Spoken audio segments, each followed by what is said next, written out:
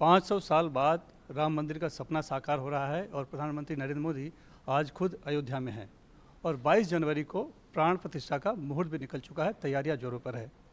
लेकिन आरोप लग रहा है कि जो सरकार है वो एक तरह से धर्म को बढ़ावा दे रही है, विशेष धर्म को। हमारे साथ इस मुद्दे पर बात करने के लिए हैं धर्मगुरु देवकीनंदन ठाकुर जी।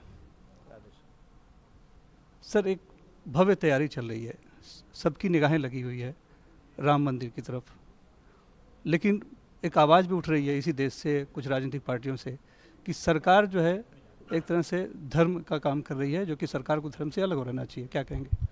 अब मुझे तो नहीं पता कि किसको क्या सुख है और किसको क्या दुख है, क्योंकि मैं तो एक सीमित दायरे में रहता हूँ। पर फिर भी मैं एक बात कहूँगा, क्या राम के बिना भारत की कल्पना कर सकते हैं? मैं सभी भारतीय सनातनी लोगों से पूछूंगा, क्या भारत की कल्पना राम के बगैर कर पाएंगे, कृष्ण के बगैर कर पाएंगे? अगर हम अपने राम की इतनी पूजा नहीं कर सकते, सत्कार, कौन है? प्रधानमंत्री पद क्या है? 5 साल के ही हो ना प्रधानमंत्री, राष्ट्रपति। अब जाइए जगन्नाथ में, आज भी जगन्नाथपुरी में जाइए, वहां पे जगन्नाथपुरी में जो पूर्व के राजा है, राजा हैं, जब जगन्नाथ यात्रा निकलती है तो वो आज भी बुहारू लगाते हैं आगे। ये है भारत की परंपरा, ये है भारत की परंपरा। ऐसा नहीं है कि हम निगम पार्षद का, एमएलए का चुनाव जीत गए तो कुर्सी पे बैठ गए, सभी साधु संत भगवान को गालियां देने लग गए और हमको लगा कि हम बड़े महाराज हो गए। यार 5 साल के लिए बनते हो आप, और भारतीय परंपरा लाखों वर्ष पुरानी, आप उसका अपमान करोगे?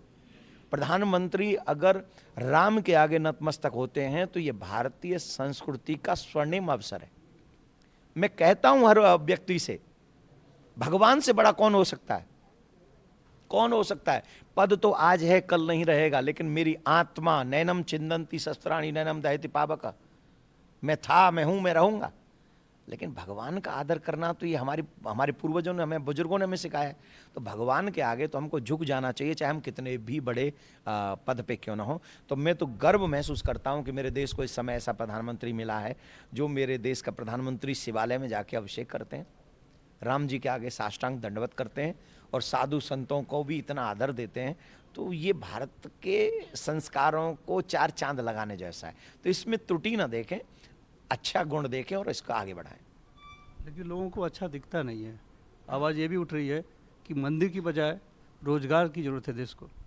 पर मंदिर जब बना, सपोज जैसे मंदिर बना, तो वो मशीन वाले गए होंगे, शायद पत्थर उठाने गए होंगे, और कुछ मजदूर भी गए होंगे उन पत्थरों को लगाने के लिए गए होंगे, कुछ पत्थर लगाने के लिए गए होंगे, कुछ सीमेंट बिछाने के लिए, कुछ सीमेंट वाले भी, सीमेंट भी गया होगा, बजरी भी गई होगी और रोली भी गई होगी, वहाँ गाड़ियाँ भी चली होंगी, वहाँ ड्राइवर भी लगे होंगे, वहाँ ट्रक वालों को पैसा मिला होगा, वहाँ पर जिन्होंने एयरपोर्ट बनाया उस कंपनी को पैसा मिला होगा, कंपनी ने कुछ मजदूर लगाए होंगे, वहाँ रिक्शे वाले भी लगे होंगे।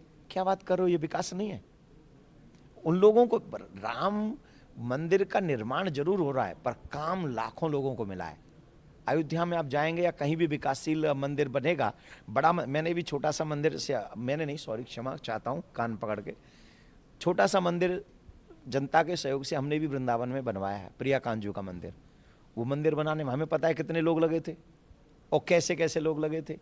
एक छोटा सा मंदिर बनवाया था, उसमें कम से कम नहीं तो 10,000 लोगों को काम मिला। ये तो इतना भव्य दिव्य मंदिर बन रहा है, कितने लोगों को काम मिलेगा?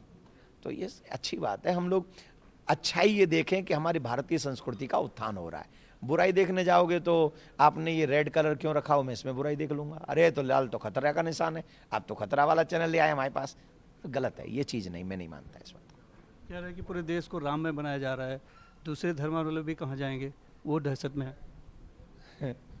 दूसरे धर्मावलंबी को भी राम सुख ही देंगे, कृष्ण सुख ही देंगे, दुख नहीं देंगे। अगर ये देश राम में नहीं बनेगा तो क्या रावण में बनेगा? रावण में बना दें, रावण के आने से खुश हो जाओगे क्या? कंस के आने से खुश हो जाओगे क्या? ये देश राम का है। जैसे मैंने कहा कि राम के बिना इस देश की कल्पना नहीं कर सकते। ये देश राम का है, राम का था, राम का रहेगा।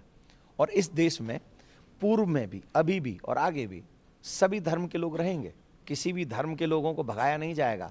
ये एक विशेष धर्म नहीं है जिस धर्म के लोगों को कह दिया जाता है कि तुम इस धर्म को फॉलो नहीं करोगे तो तुमको काट दिया जाएगा।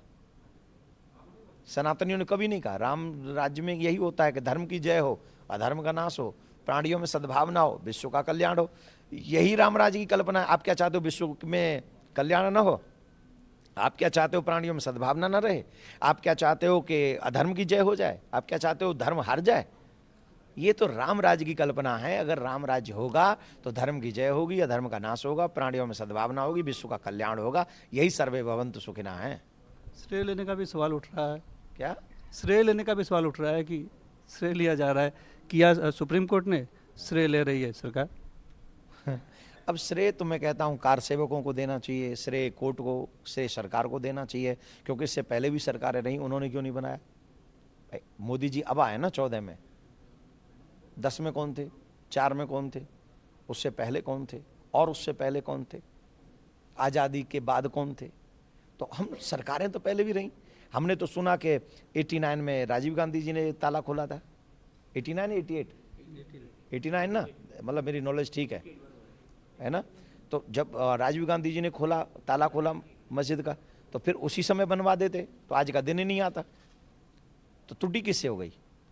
जब ताला आपने खुलवा दिया तो मंदिर भी बनवा देते, सियावर रामचंद्र की जय हो जाती। हम लोग मोदी जी के गीत गाने की बजाय आप लोगों के चैनलों पे राजीव गांधी के गीत गा रहे होते। तो हम किसी व्यक्ति विशेष के नहीं है। जो कर्म श्रेय हमारे सनातन को आगे बढ़ाएगा, हम उसकी पूजा करेंगे। भैया आज कर दो, कोई आज भी किसी भी पार्टी का अगर मेरे कृष्ण मंदिर को बनाने में मेरा साथ देगा, आज आ जाएं सब लोग, कहें कि हम कृष्ण मंदिर मथुरा में बनवाएंगे, हम कसम खाते हैं हम अपना पूरा जीवन उसके यहाँ सर्वेंट बन के काम करेंगे। हम कोई व्यक्ति विशेष की बात नहीं कर रहे। आप आओ हमारे संग, कृष्ण मंदिर बनवाओ, मथुरा जन्मभूमि बनवाओ, हम जीवन भर आपके यहाँ नौकरी करेंगे। जो आप कहोगे हम वो करेंगे। बर्तन कहो हम बर्तन मांजे आपके यहाँ आगे। करोगे कुछ हो नहीं, और जबरदस्ती का हम आपकी झूठी बड़ाई तो कर नहीं सकते। हम चमचागिरी पसंद नहीं करते। हमें तो एक ही चीज़ पसंद है, जो श्रेष्ठ कर्म करेगा हम उसके गीत गा देंगे। भैया हमें ठाकुर के गीत गाना है, हम आशीर्वाद दे रहे हैं। यानी श्रेय जो है वो प्रधानमंत्री नरेंद्र मोदी को जाता है। प्रधानमंत्री मोदी जी को बहुत श्रेय जाता है, छोटा मोटा श्रेय नहीं जाता है। हम अच्छा आप बताओ, आप कब से पत्रकारिता में, तो उस कार्यक्रम में भी आया था जहां आपको अवार्ड मिला था, तो मैं तो आपको तब से जानता हूं। तो आप मुझे बताइए, आपने किसी प्रधानमंत्री को देखा मंदिर में साष्टांग दंडवत करते हुए? इसी देश में आज़ादी के बाद देखा आपने? मैंने तो नहीं देखा, और न मुझे याद है। अगर कोई हो भी तो मुझे याद नहीं है। कितना सीना गर्व से फूल जाता है कि हमारे देश का प्रधानमंत्री भगवान श्री राम के आगे साष्टांग दंडवत कर रहा है, जो हमारी परंपरा है। तो ये तो गौरव की बात है। इस पे तो अच्छा, और मैं श्रेय देना चाहूँगा प्रधानमंत्री जी को, दिल से देना चाहूँगा। और मैं तो ये कहूँगा कि भगवान कृपा करे, उन्हीं के सानिध्य में कृष्ण भूमि का भी निर्माण हो। तो आप श्रेय के साथ साथ आशीर्वाद देने की बात भी करें 2024 की। मैं कृष्ण जन्मभूमि की बात कर रहा हूँ, आशीर्वाद आप दे रहे हैं। मैंने तो ये कहा है, तो भगवान देंगे। हाँ, वो मैंने वही कहा, जो राम की पूजा करेंगे और वो जो सनातन को आगे बढ़ाएंगे, वही देश पे राज करने के लिए आएंगे। धन्यवाद हमसे बात करने के लिए। मुंबई से कैमरामैन संदेश के साथ सुनील सिंह, एडिटिव इंडिया के लिए।